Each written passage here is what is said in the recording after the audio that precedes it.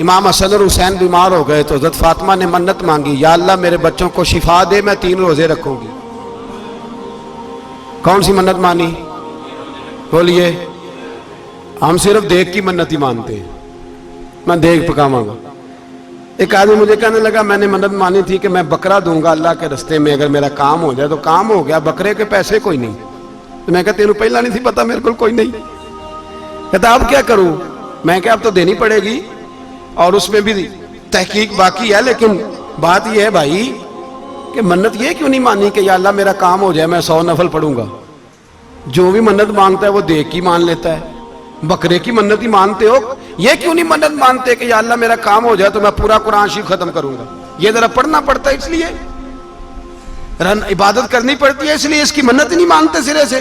حضرت فاطمہ نے کیا منت مانگی؟ بچے صحیح ہو جائیں گے تو بولیے 3 روزے رکھوں گے۔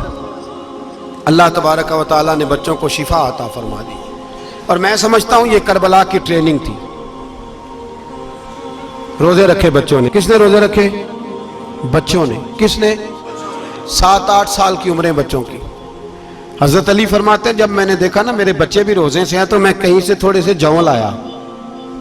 یہ شہزادے ہیں کائنات کے سب سے بڑے۔ فرماتے ہیں میں نے بی بی پاک کو دیے تو سیدہ پاک نے جوں پیسے روٹیاں پکائیں، اور جب عین افطاری کے وقت کھانا سامنے آیا تو دروازے پہ بھکاری آیا۔ عین بڑا بے نیاز ہے اللہ، عجیب رنگ ہے مالک کا۔ عین افطاری کا وقت جب آدمی کہتا ہے کہ فٹافٹ ہو جائے، بھکاری دروازے پہ آیا اور اس نے صدا دی، او میرے رسول کے گھر والوں، کئی دنوں سے روٹی نہیں کھائی۔ حضرت علی نے، حضرت فاطمہ نے بچوں کی طرف دیکھا تو امام حسین چھوٹے تھے سب سے، انہوں نے سب سے پہلے برتن اٹھائے کھانے والے، اور کہنے لگے اماں میں نہ دے کے آؤں؟ حضرت فاطمہ رشک کرنے لگیں۔ مصطفیٰ کے نواسے باہر گئے، اپنے حصے کا کھانا وَيُؤْثِرُونَ عَلَىٰ أَنفُسِهِمْ وَلَوْ كَانَ بِهِمْ خَصَاصَةٌ، اللہ فرماتے ہیں انہیں بڑی اشد ضرورت بھی ہو پھر بھی وہ دوسروں پہ اثار کر دیتے ہیں۔ وہ کھانا باہر امام حسین دے آئے، پانی سے روزہ کھولا، کھجورے کھائی، لیٹ گئے، سویرے کھجورے کھائی، روزہ رکھ لیا۔ شام ہوئی تو حضرت علی فرماتے ہیں میں پھر اگلے دن کے روزے کے لیے جوں لایا، فاطمہ نے پیچھے روٹیاں پکائیں۔ 2 دنوں کی بھوک تھی پر مالک تو بڑا بے نیاز ہے۔ آزمانے پہ آیا تو اس رنگ میں عین افطاری کے وقت دروازے سے آواز نکلی، اور مانگنے والے نے کہا کہ بھوکا بھی ہوں اور یتیم بھی ہوں، یتیم ہوں۔ حضرت فاطمہ کہنے لگی بیٹا دیر نہ کرنا، یتیم کا پیٹ بھرنے میں دیر نہیں ہونی چاہیے۔ کھانا باہر چلا گیا، پانی سے روزہ، کھجورے، شہزادے ہیں شہزادے، یہ 2 جہاں کے شاہ ہیں، پاس کچھ رکھتے نہیں، 2 جہاں کی نعمتیں ہیں ان کے خالی ہاتھ میں۔ کھجور پانی سے افطاری بھی، سحری بھی، سویرے پھر اٹھے، روزہ رکھا، تیسرا دن ہے، تیسرا۔ ذرا دل پہ ہاتھ رکھنا، بچہ ایک رات بھوکا ہو تو اماں سوتی نہیں، اور میں کہا کرتا ہوں اماں فالج والی ہو نا، فالج والی ماں، فالج زدہ، تو آدھی رات کو اس کا بیٹا جوان کہے تھوڑی بھوک لگی ہوئی تھی، تو اماں کو رینگنا بھی پڑے تو وہ رینگ کے بھی جاتی ہے، روٹی پکاتی ہے، کہتے ہیں میرا لال بھوکا نہ سو جائے۔ اور مصطفیٰ کی بیٹی سے زیادہ بچوں سے کون پیار کر سکتا ہے؟ اور 3 دن کے بھوکے بچے، تیسرا دن آیا، بڑے حوصلے سے بی بی کہہ دیتی ہے چھوڑو ان کا تو کام ہے، یہ تو آتے رہتے ہیں، میرے بچے بھوکے، تم پہلے روٹی کھاؤ۔ لیکن میرے بھائی کربلا ایسے نہیں سجتی۔ یہ جو برگر کھا کے ناراض ہونے والے بچے ہوتے ہیں یہ میدانوں میں نہیں نکل پاتے، ان کے لیے مشکل ہوتا ہے۔ حضرت فاطمہ نے، حضرت علی نے ڈیوٹی کی، ڈیوٹی اپنے بچوں کو تیار کیا کربلا کے لیے۔ تیسرے دن جب رکھا صاحب نے کھانا تو باہر سے بولنے والا بولا کہا میں مسکین ہوں، لاچار ہوں، گھر بھی کوئی نہیں، کھانا بھی کوئی نہیں۔ امام حسین پھر اٹھے، تیسرے دن کا بھی کھانا دے دیا۔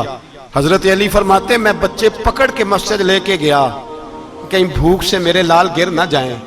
کہتے ہیں ہامتے کامتے تینوں شہزادے مسجد میں داخل جو ہوئے تو بس ہماری قیمت پڑ گئی، مول پڑ گیا ہمارا۔ کہتے ہیں مسجد میں قدم رکھا تو ایسے لگا جیسے نبی پاک ہمارا انتظار کر رہے ہیں۔ فرماتے ہیں تیسرے دن کی مغرب پڑھنے گئے تو حضور نے تینوں باپ بیٹوں کو چہرے دیکھے، فرمایا علی یہ جبریل کھڑے ہیں اور فرما رہے ہیں تیرے 3 دن کا عمل خدا کو بھی بڑا پسند آیا ہے، محمد مصطفیٰ کو بھی بڑا پسند آیا ہے۔ बड़ा पसंद आया है 3 दिन का अमल। मेरे भाई ट्रेनिंग कराई, ट्रेनिंग। हमारे यहाँ तो हाल बड़ा सख्त है। और दीन का मामला, चोरी आते हैं बच्चे घरों से चोरी नमाजें पढ़ने, दाढ़ी रख ले तो सबसे पहले मसला अम्मा को बनता है। सबसे पहला उन्होंने ट्रेनिंग की, दीन के लिए तैयार किया, हिम्मतें बधाई। और रसूल पाक अलैहिस्सलाम ने खुद अपनी बेटी की तरबियत फरमाई, शहजादी की। किसकी? दुनिया में सबसे बड़ी शहजादी कौन है? आप नाम लेंगे तो दिल ठंडा होगा इंशाअल्लाह। मेरा अकीदा है हजरत फातिमा का नाम ले तो अल्लाह दिल को सुकून देता है। सबसे बड़ी शहजादी सैयदा, बोलिए सैयदा फातिमा ज़हरा रज़ी अल्लाह ताला अन्हा। हजरत अली फरमाते हैं हुजूर बड़ा प्यार करते थे हजरत फातिमा से। जब सफर पे जाते तो सबसे आखिर में हजरत फातिमा से मिलते, वापस आते तो सबसे पहले हजरत फातिमा से मिलते।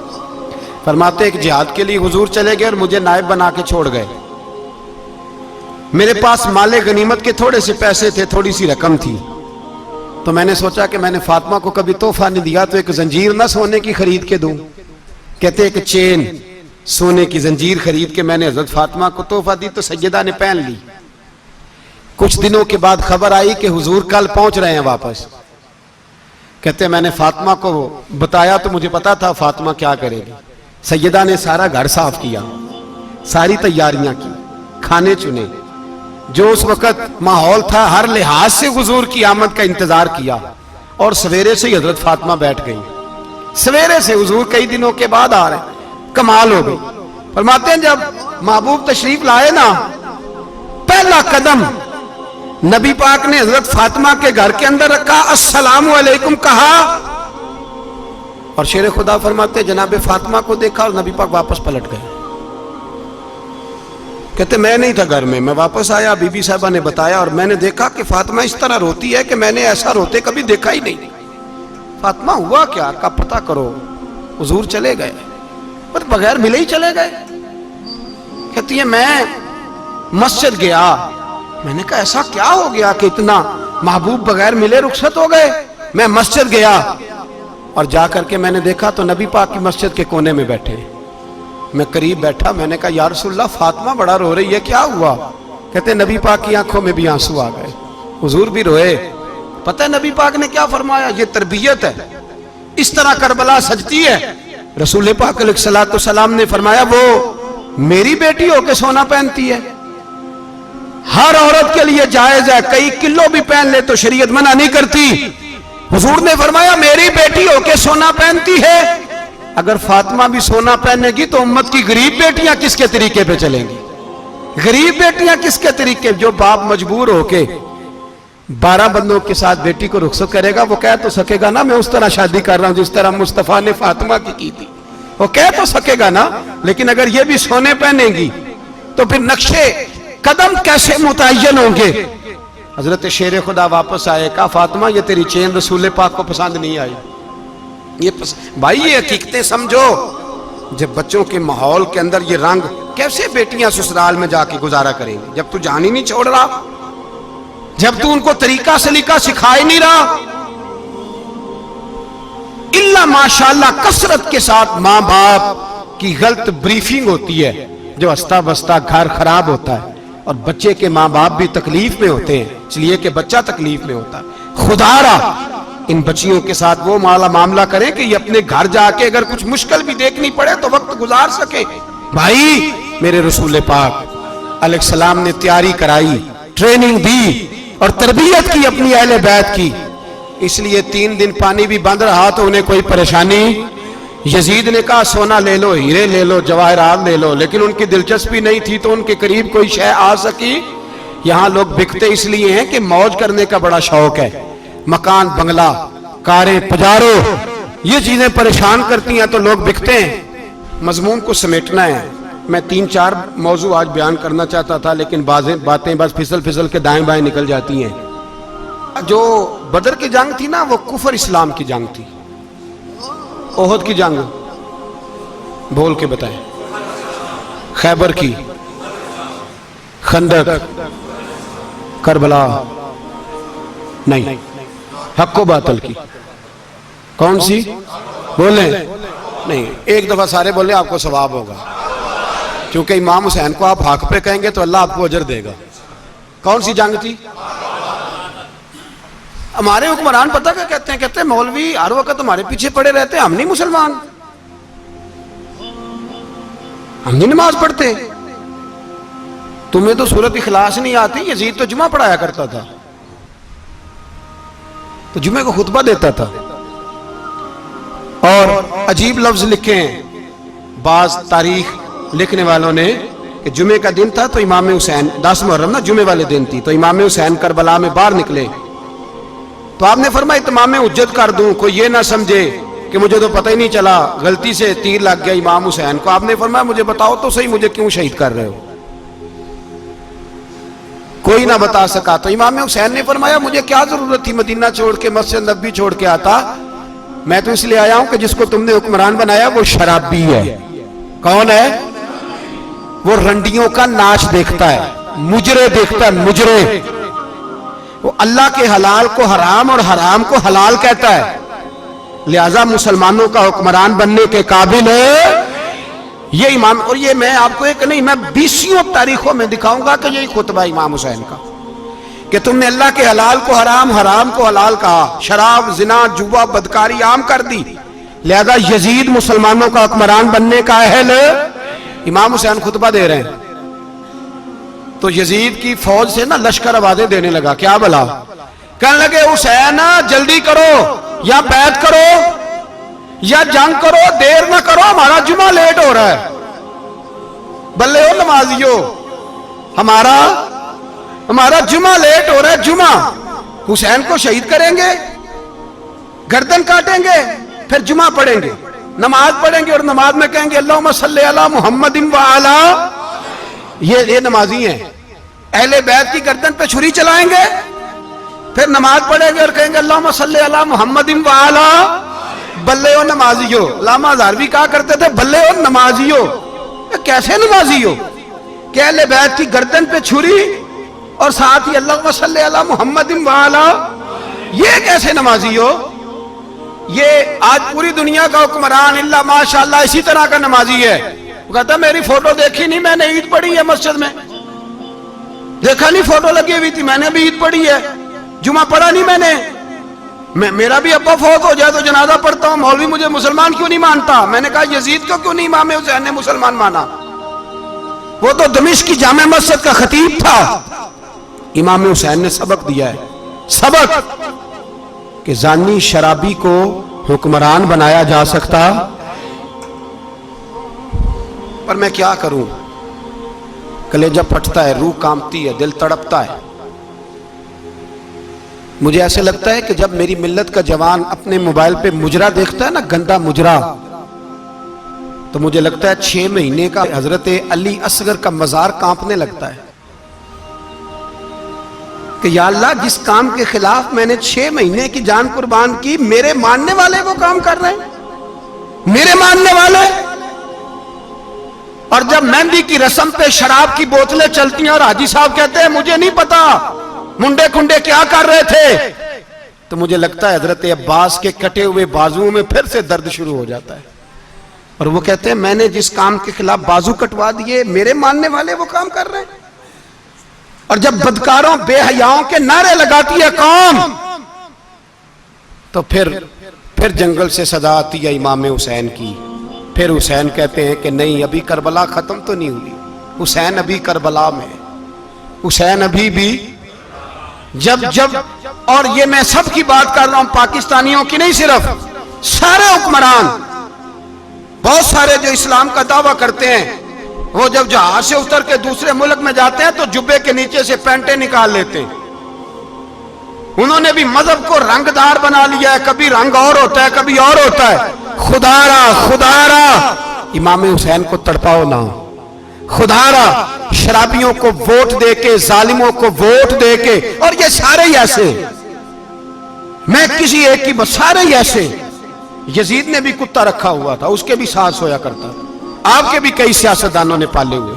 یہ سارے تماشے کرنے والے, جانوروں کی لڑائی دیکھنا بھی حرام اور کرانا بھی, یہ سارے ایک ہی رستے میں, یہ سارے इय्याक नअबुदु व इय्याक नस्तईन कोई एक आयत पढ़ लेता है, उसके बाद ढोल बजाने औरतों के नाच कराने शुरू कर देता है। ये इय्याक नअबुदु व इय्याक नस्तईन का तर्जुमा है, तमाशा बनाया हुआ है।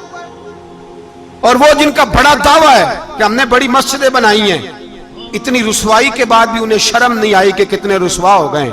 अभी ख्याल करें, हमारे मुल्क में तो ऐसे टाउन बने हुए हैं जिन्होंने सबसे बड़ी मस्जिद भी लाहौर में बना दी, और कुछ दिनों के बाद उन्होंने कहा जश्न बारह भी बनाओ, पतंगबाजी भी करो, सारे काम ही करो, राजी रहे रहमान भी, खुश रहे शैतान भी। माज़अल्लाह। इमाम हुसैन ने इस सोच के खिलाफ जिहाद किया है। फरमाया ना ला इलाहा इल्ला, दूसरे की गुंजाइश है ना ना ना ना, शराबी की गुंजाइश है, इसलिए कि ला इलाहा इल्ला। मस्जिद होगी तो फिर क्लब नहीं होगा, ला इलाहा इल्लल्लाह। अगर अल्लाह का नाम होगा तो फिर बदकार बेहया की गुंजाइश है, इसलिए कि ला इलाहा इल्लल्लाह। वाहदहु ला शरीक दीन में किसी गंद की गुंजाइश है ही नहीं। ये फिक्र है इमाम हुसैन, ये सोच है। हमारा हुक्मरान कहता है मौलवी साहब नमाज पढ़ने से किसने रोका है, सारा दिन पढ़ो। हम भी मस्जिद बना के देते हैं, हमारी तरफ से 5 किले जमीन में बनाओ, हमें ना छेड़ो। शराब कबाब बंद ना कराओ। आप देख ले दुबई के अंदर क्या हो रहा है, शेख ज़ायद इस्लामिक सेंटर बना, इतनी बड़ी मस्जिद देखने को दिल करता है, लेकिन चंद किलोमीटर पे क्लब भी बना हुआ है, सारे तमाशे। बस इमाम हुसैन ने कहा है कि मस्जिदें बनेगी, क्लब नहीं बनेंगे। यजीद कहता था मस्जिद भी बनाओ और शराब खाना भी बनाओ। इमाम हुसैन ने फरमाया ना, शराब खाना नहीं बनने दूंगा। उसने कहा ठीक है, नमाज के वक्त नमाज और सुबह ये। फरमाया ना ला इलाहा इल्लल्लाह। किस तरह का इमाम हुसैन ने, आपने फरमाया खुदी का सिर्र नेहा। इकबाल तर्जुमा करते हैं, खुदी का सिर्र नेहा ला इलाहा इल्लल्लाह, खुदी का तेग फिसा ला इलाहा इल्लल्लाह। अगरचे बुत हैं जमात की आस्तीनों में, पर मुझे है हुक्म अज़ा ला इलाहा इल्लल्लाह। और बहार हो के खिजा ला इलाहा इल्लल्लाह। और फिर बोल पड़े इकबाल और कहने लगे अगर ये दौर अपने इब्राहिम की तलाश में है, ये दौर अपने इब्राहिम की तलाश में, क्योंकि सनम कदा है जहां ला इलाहा इल्लल्लाह। और उसका तर्जुमा उन्होंने कहा था ना, ये दौर अपने इब्राहिम की। हमारे शहर के बुजुर्ग थे शेख अब्दुल सबूर बेग मंशूर हजारवी अलैहि रहमा, उन्होंने तर्जुमा किया। वो कहने लगे उस शाह मशरिकैन की, उस नूर ऐन की। मुझे हज़रत साहब का ये शेर बड़ा ही पसंद है, बड़ा ही पसंद है मुझे, उनका ये मिसरा बड़ा ही पसंद है। और मैं उनकी कब्र पे जब उनके इंतकाल के बाद आगे बढ़ा फातिहा के लिए, तो फिर भी मेरे कानों में उनका ये फिक्रा गूंज रहा था। वो कहा करते थे उस शाह मशरिकैन की, उस नूर ऐन की, मतलूब है जहां को क़यादत हुसैन की। हर सू यजीदियों का जमाने में जोर है, हर सू यजीदियों का। देखो बुजुर्ग क्या कहते हैं, हर सू यजीदियों का। एक यजीद था ना, हर सू यजीदियों का, उस शाह मशरिकैन की, उस नूर ऐन की, मतलूब है जहां को क़यादत हुसैन की। हर सू यजीदियों का जमाने में जोर है, मंशूर आज फिर है जरूरत हुसैन की।